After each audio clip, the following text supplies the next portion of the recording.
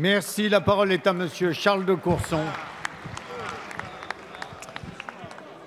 Ma question s'adresse à Monsieur le ministre de l'Économie et des Comptes publics. Monsieur le ministre, les associations de consommateurs attirent l'attention des parlementaires et du gouvernement depuis de nombreuses années sur la grave question de l'assurance emprunteur, dont les taux sont généralement compris entre 0,3 et 0,5 % du montant du prêt, produit souvent couplé avec un crédit immobilier.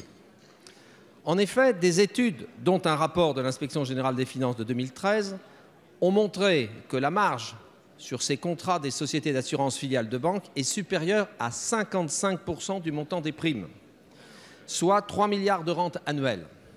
Or, ces primes peuvent représenter jusqu'au quart du coût du crédit du fait de la forte chute des taux d'emprunt immobilier à long terme qui sont tombés à 1,41 % en moyenne pour le mois d'octobre 2016. La situation actuelle n'est pas satisfaisante. Non seulement la part de marché des banques est de 88 %, mais celle-ci, dans 60 % des cas, oppose des refus aux demandes de résiliation. Et cette situation de quasi-monopole du secteur bancaire génère des profits anormaux au détriment des consommateurs. Un amendement soutenu par le groupe UDI et de très nombreux parlementaires, situés sur tous les bancs de cette Assemblée, a été adopté en deuxième lecture dans le texte dit Sapin II et permet aux emprunteurs de résilier annuellement leur assurance emprunteur et de faire ainsi jouer la concurrence, y compris pour les contrats de prêt en cours. Le gouvernement, lors du vote de cet amendement, s'en était remis à la sagesse de l'Assemblée nationale. D'où, Monsieur le ministre, ma question. Lors du vote final de la loi Sapin II par l'Assemblée nationale dans 2 heures, le gouvernement se déclara-t-il favorable à cette mesure essentielle pour la protection des consommateurs? Et dans cette hypothèse, le gouvernement peut-il confirmer à la représentation nationale que cette mesure ne s'appliquera pas seulement aux nouveaux contrats, mais aussi à tous les contrats en cours? La parole est à Monsieur Michel Sapin, ministre de l'Économie et des Finances. Merci Monsieur le Président, Mesdames, Messieurs les députés. Monsieur le député, question précise, réponse la plus précise possible sur un sujet aussi délicat que celui-là. Vous l'avez vous-même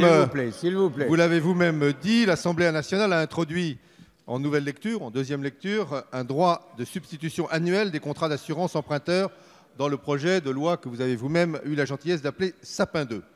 Ces dispositions permettent de résilier annuellement un contrat d'assurance emprunteur au-delà de la période de 12 mois après la signature de l'offre de prêt et d'ouvrir ainsi pendant toute la durée de vie du prêt la possibilité de substitution des contrats d'assurance emprunteur. Je pense, même si le gouvernement a émis pendant le débat un certain nombre de réserves, je pense que cet amendement peut être utile, cette disposition peut être utile. Il faut faire attention cependant, il faut éviter qu'elle crée des risques supplémentaires et il faut en particulier, mais nous serons tous d'accord, éviter qu'elle soit mise en œuvre dans des conditions qui soient dommageables pour les plus âgés des emprunteurs ou les moins aisés, voire même pour des personnes qui présenteraient des risques de santé. Je dois cependant, Monsieur le député, je sais que je ne vais pas vous satisfaire entièrement, vous dire clairement les choses, parce que juridiquement c'est important, il faut le préciser. Il faut donc que je vous dise que les mesures que vous apprêtez à adopter, que l'Assemblée s'apprête à adopter aujourd'hui, n'ont pas vocation à porter atteinte à des situations contractuelles en cours. Comme le mécanisme issu de la loi Hamon, cet article, s'il devait être définitivement adopté, s'appliquerait aux situations contractuelles nées après son entrée en vigueur. Merci.